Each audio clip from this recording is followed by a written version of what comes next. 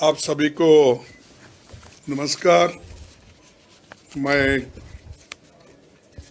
यहाँ पर जो मीटिंग के लिए आया था उसी वक्त मैंने भी ये भी सोचा कि आपसे मुलाकात करूं और आप लोगों से मिलके अपने विचार एक 5-10 मिनट में रखूं, इस आशा से मैं यहाँ पर आया हूँ। इस मीटिंग में मौजूदा जितेंद्र सिंह जी, भूपेंद्र बोस जी, देवव्रत हैकिया जी, नासिर हुसैन जी, मीराबर ठाकुर कैंडिड और सारे इस मंच पे बैठे हुए मेरे दोस्तों और मीडिया के मेरे साथियों, ये चुनाव बहुत ही महत्वपूर्ण चुनाव है। किसी व्यक्ति के चुनाव नहीं है या किसी को नीचा दिखाने के लिए ये चुनाव नहीं है। ये चुनाव देश के डेमोक्रेसी को टिकाने का है और ये चुनाव संविधान को बचाने का है और गरीब तबके के लोगों को और जो बढ़ती हुई महंगाई है और बढ़ती हुई अनएम्प्लॉयमेंट है, इन चीज़ों के लिए हम लड़ रहे हैं। किसान परेशान है और हर चीज़ के लिए लोग आज बहुत ही परेशानी से अपना दिन गुजार रहे हैं। लेकिन सरकार में रहने वाले लोग और खासकर मोदी जी हमेशा यही कहते हैं, सबका साथ सबका विकास। लेकिन ये नहीं बोलते आगे सबका साथ सबका विकास तो बोले हैं, विकास तो नहीं हुआ, लेकिन सबका सत्यानाश तो हुआ। क्योंकि जीएसटी किसानों पर उन्होंने लगाई, एग्रीकल्चर इक्विपमेंट पे लगाई, हर गरीबों के खाने पीने के चीज़ों पे उन्होंने टैक्स जीएसटी लगाया। एसेंशियल कमोडिटी जो लोग रोजमर्रा इस्तेमाल करते हैं उन पर भी जीएसटी लगा के बर्बाद किया, नोटबंदी करके बर्बाद किया और लोगों को ये भी कहा कि नौजवानों को दिशाभूल करने के लिए उन्होंने ये कहा कि हर साल मैं आपको 2 करोड़ नौकरियां दूंगा। एक प्राइम मिनिस्टर ने कहा, ये इसका उनकी गारंटी है। और उन्होंने ये कहा कि अब 10 साल में तो 20 करोड़ नौकरियां देना चाहिए था। हम नहीं बोले, ये तो वायदा उन्होंने किया था लोगों के साथ। दूसरी बात उन्होंने बोले कि ये लोग कांग्रेस के जमाने में बहुत काला धन बाहर गया, बहुत से इंडस्ट्रियलिस्ट बाहर पैसे रखे, वो सब लाकर मैं हर एक के जेब में 15-15 लाख रुपए डालूंगा। ये कहा, ये सत्य है। अगर सत्य है तो आप मानिए, अगर नहीं है तो आप छोड़ दीजिए। लेकिन ये बात तो हुई ना, उन्होंने ही कहा। तीसरा उन्होंने कहा, भाई मैं किसानों की आमदनी इतना बढ़ाऊंगा वो दुप्पट हो जाए, 2 पट हो जाएगा। लेकिन किसानों की आमदनी भी नहीं बढ़ी। चौथा उन्होंने ये भी बोला 2022 तक मैं हर एक आदमी के उनके सर पे छत यानी मकान बना के दूंगा। वो भी पूरा नहीं हुआ। तो जो चीज उन्होंने कहा एक भी उसमें अनुष्ठान में नहीं लाया, इंप्लीमेंट नहीं हुआ।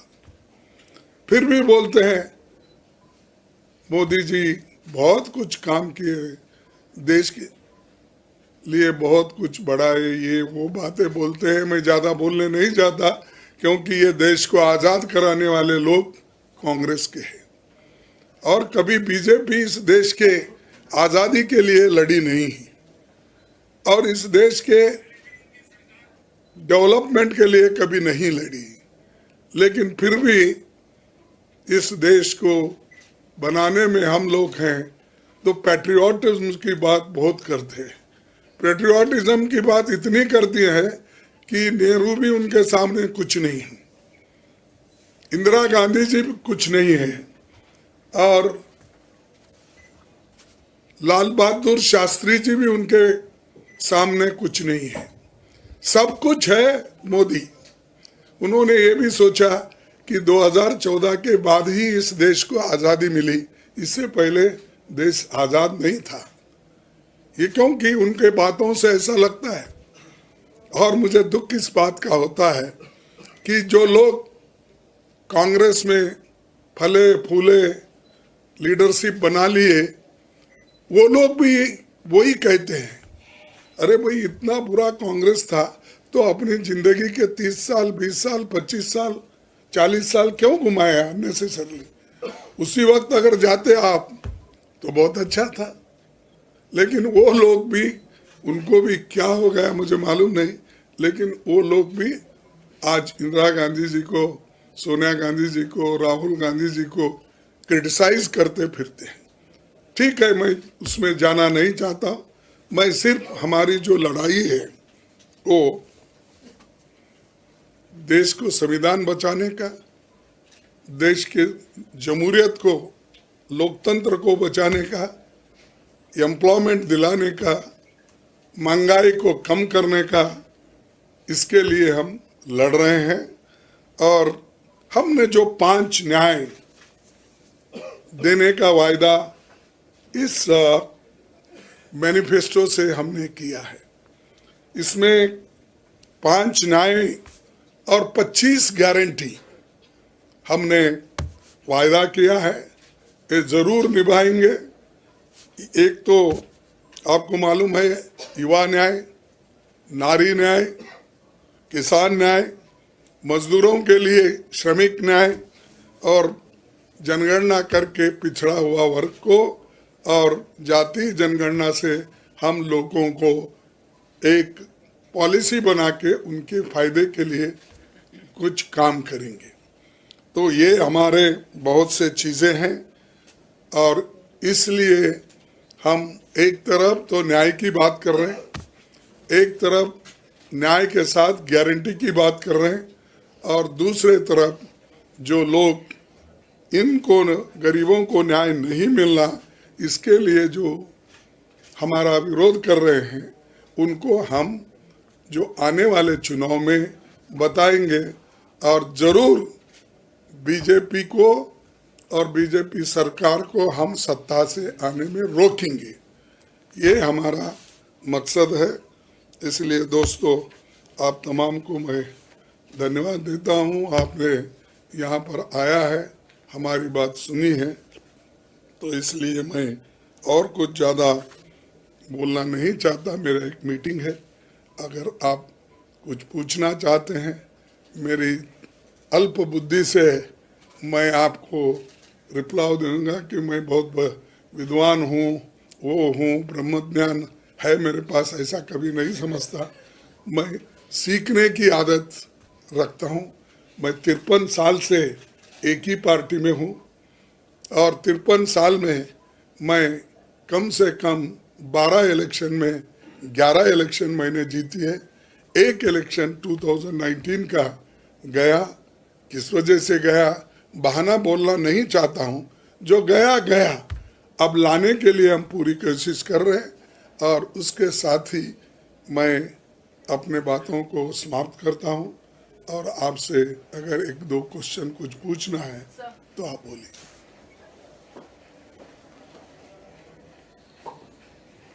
I'm Afrida from India Today.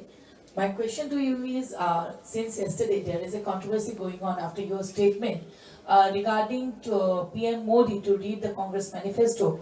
Assam CM has offered you to join BJP. So what is your reaction to it? I have spoken to Modi, not your CM, because I am a leader of opposition in Rajya Sabha. I was also in Lok Sabha. So I have little bit competency in parliamentary affairs. So who is my opponent in parliament? Rajya Sabha? Tell me. Modi. So I will speak to Modi why he bothers about it. Let him face our people here, then speak about me. होगा? Hello hi sir sir this side हाँ, sir मेरा नाम याकूत अली है, मैं दैनिक भास्कर के लिए काम करता हूँ। मेरा सवाल आपसे इलेक्टोरल बॉन्ड से जुड़ा है। अभी हम नॉर्थ ईस्ट में मौजूद हैं, हालांकि यहाँ पे बीफ एक मुद्दा नहीं है, लेकिन भारतीय जनता पार्टी हम देखते हैं हिंदी बेल्ट में किस तरीके से बीफ को लेकर राजनीति करती है और उसके बावजूद भी बीफ एक्सपोर्ट कंपनी से चंदा लेती है इलेक्टोरल बॉन्ड के माध्यम से। फिर भी इलेक्टोरल बॉन्ड का मुद्दा कांग्रेस पार्टी इतना क्यों नहीं भुना पा रही है? इलेक्ट्रल मुद्दा, इलेक्ट्रल बॉन्ड्स का हमने तो ये मुद्दा भी बनाया और हमने इसके बारे में अब बोल रहे हैं इलेक्शन में, राहुल जी बोल रहे हैं और सभी जितने भी हमारे पार्टी के नेता है वो तो बोल रहे हैं। हम तो ये बात रख रहे हैं ना, आप लेवल प्लेइंग ग्राउंड नहीं दे रहे, अपने को जो चंदा देता है उसको धंधा भी दे रहे हैं, आप कॉन्ट्रैक्ट दे रहे हैं, उनको बुला के डरा रहे हो उनको और उनसे चंदा मांग रहे। और जो कंपनियां लॉस में है, जो कंपनियां अगर 2000 रुपये प्रॉफिट करती है तो वो 500 रुपये चंदा देती है। दो कंपनी कुछ भी उसका जीरो प्रॉफिट है वो भी उनको 100 करोड़ 50 करोड़ देती है। ये मुद्दा हम उठाए इसीलिए हम कह रहे हैं कि ये लूट है।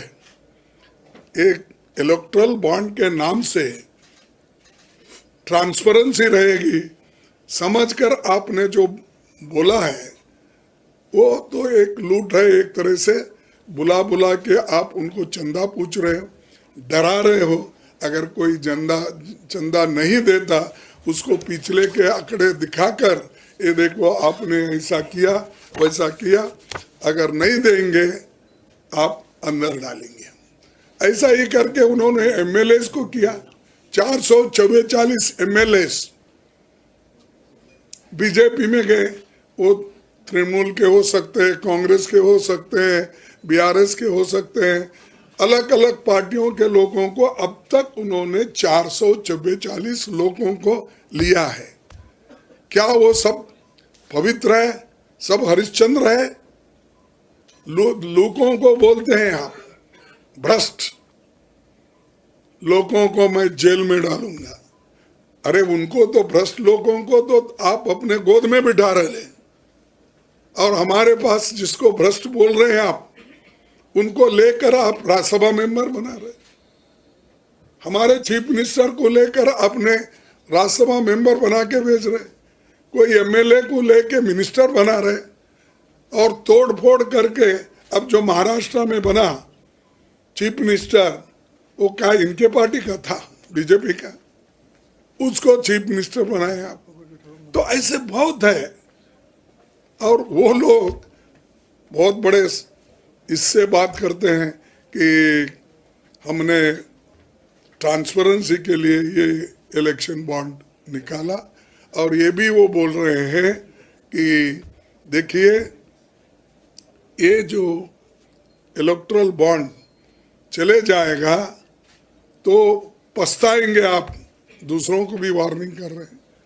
तो हम क्या बोलते हैं भाई, इलेक्शन में लेवल प्लेइंग ग्राउंड दो, आप भी खेलो हम भी खेलेंगे इलेक्शन। लेकिन हमको क्रिकेट खेलने के लिए आप कहते हो या हॉकी खेलने के लिए कहते हो, फुटबॉल खेलने के लिए कह दो, लेकिन हर जगह गड्ढे मार के हमको खिलाते हो। तुम्हारे वक्त पूरा वो भर्ती करके लेवलिंग करके साफ करके तुम खेलते हो।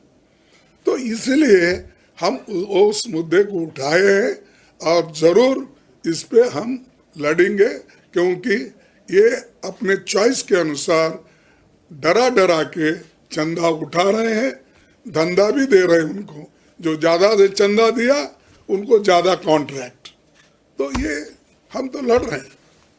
ठीक है, थैंक यू। हेलो सर, मैं जतिन हूँ ANI से, दिल्ली से। सर, पीएम ने कहा है कि मुझे डराने की कोशिश बंद करें। जैसा कि आप लगातार देख रहे हैं कि एक मामला जो है बीजेपी लगातार उठा रही है मुस्लिमों को संसाधन देने वाला। उन्होंने ये भी एक क्लिप भी जारी की है मनमोहन सिंह जी की, उसके बाद इस पूरे संदर्भ को जोड़ते हुए कहा है कि मुझे डराने की कोशिश बंद करें, कांग्रेस को चुनौती दी है। क्या आपकी प्रतिक्रिया है? ये देखो, मोदी जी को डराने की कोशिश हम नहीं कर रहे, मोदी जी सबको डरा रहे। किसी को CBI, किसी को CVC, किसी को ED। अरे डरा डरा के तो उन्होंने ले रहे हैं, हम कहाँ डर रहे हैं? हम उनको नहीं डराए। हम तो ये चाहते हैं भाई डेमोक्रेसी के कोई भी डेमोक्रेटिकली इलेक्टेड कोई भी नेता अच्छी हुकूमत कर सकता है। आप 10 साल में कहीं सुना है कि मनमोहन सिंह जी ने कभी कहा किसी की मंगलसूत्र छीनने की? कभी उन्होंने किसी के बारे में बुरा लफ्ज कहा? एक स्टेटमेंट अगर वो देते तो सारी दुनिया उनकी स्टेटमेंट छपती है। इन्हों अगर बात करते हैं गली से लेकर दिल्ली तक, तो इनके बातों में कोई दम नहीं रहता, कोई मानता नहीं। That is his credibility. हम क्या करें उसको? और डराने की कोशिश हम करने का कहा। ठीक है, मुसलमानों को कोई सेपरेट हमारे मैनिफेस्टो में बनाया है? देखिए आप, हमने सबके लिए बनाया। युवाओं को मदद करना है, मुसलमानों को दिए जैसा है क्या? नारी शक्ति को प्रोत्साहन देना, 1-1 लाख रुपए देना सालाना और महीना 8,600 रुपए देना, ये क्या मुसलमानों के लिए ही है? गरीबों के लिए जो हमने अपना पिछड़े और गरीब मजदूर, इनके लिए जो ये लेबर लॉज है, उसको हम ठीक ढंग से लाएंगे और उसमें संशोधन करके उनको दिलाएंगे। ये क्या मुसलमानों के लिए है? अरे थोड़ा सोच के बोलो ना। जो कुछ हमारे न्याय है, 5 न्याय 25 गारंटी, ये सब के लिए है, सब समान है हमारे दृष्टि में। और उसी लिए हम बोलते, तुम बार बार क्यों कहते मुसलमान? तो आप पोलराइज करना चाहते हैं, डिवाइड करना चाहते हो, और डिवाइड करने वाले लोग एक दिन पछताएंगे कि हमने ये पाप किया और इसका असर देश में गिर रहा है, ये अच्छा नहीं, वो बाद में रियलाइज करेंगे। चलेंगे। धन्यवाद, धन्यवाद। खगेन कलिता from प्रथम खबर। प्रथम खबर। सर, मेरा क्वेश्चन असम रिलेटेड है। पहला बात है, Congress has been failed to keep opposition unity here in Assam in terms of the seat sharing in this election. We have example for Dibrugarh, Tezpur, now in Borpeta. Because in Borpeta, CPIM has fielded their candidate against Congress, because Congress party has been failed to keep the opposition unity intact.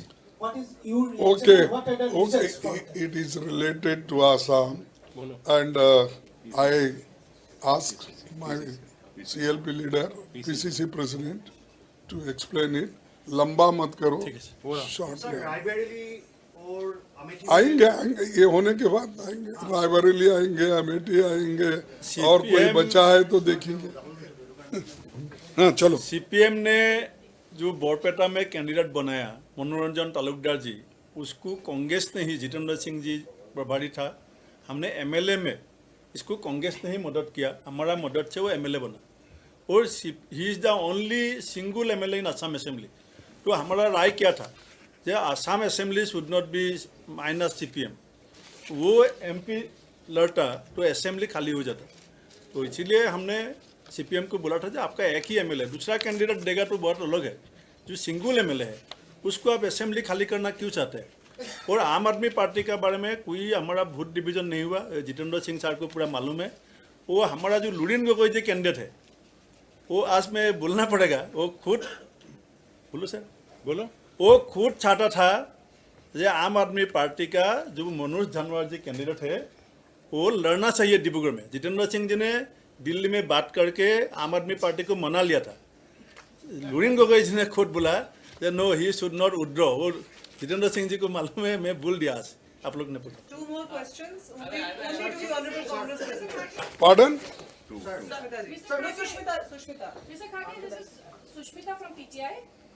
Sir, जरा आप जरा एक बार उठ के फिर बैठिए। ये सामने। हाँ, sorry. sir, you had mentioned that there were many people who had grown in Congress and have left the party now and are in other parties. So, do you think that Congress has actually suffered because of that? Because even in Assam, we see that the government is led by people who were previously in Congress. No, what question is asked? Regarding that, I replied. सवाल क्या था?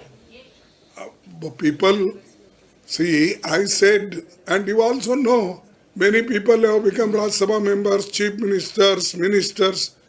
I need not give the full list to you. You know better because all the journalists knows who has gone, who has become, who were earlier in Congress, powerful, and everybody knows that. But I don't want to take their names and make them belittle in the eyes of society. But I can say the Congress को जो गालियां दे रहे हैं, अब कांग्रेस को जो बदनाम कर रहे हैं, वही लोग हैं जो कांग्रेस में रहकर फायदा उठाए।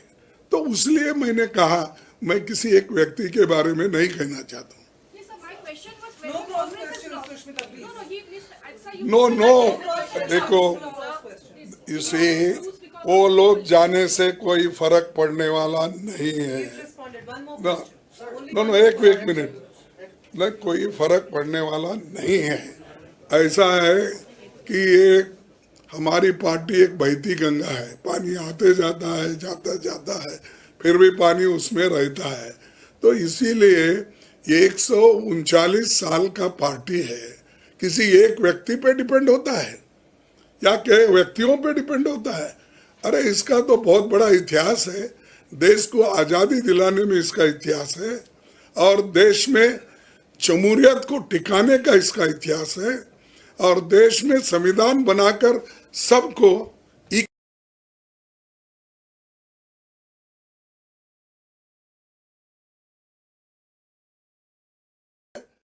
कांग्रेस की वजह से पंडित जवाहरलाल नेहरू से लेकर अब तक।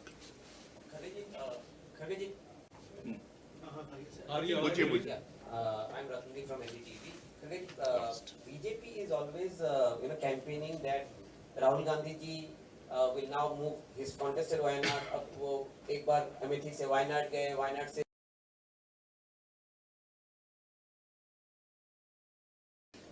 रायबरेली कंटेस्ट नहीं करना चाहते। इस टाइप के जो कैंपेन्स हैं, इसको आप कैसे? What would be your reaction? Number 2 is that one of your Congress leaders has openly protested for no Muslim candidates in Maharashtra. What is your reaction? No, that is wrong. No Muslim बोलने का नहीं है। वहाँ पर 3 party के आघाड़ी है, तो 3 पार्टियों में से जो जगह हमको मिले जहाँ पर वो जीत सकते थे, वहाँ पर वो तीनों पार्टियां मिलके डिसीजन लिए।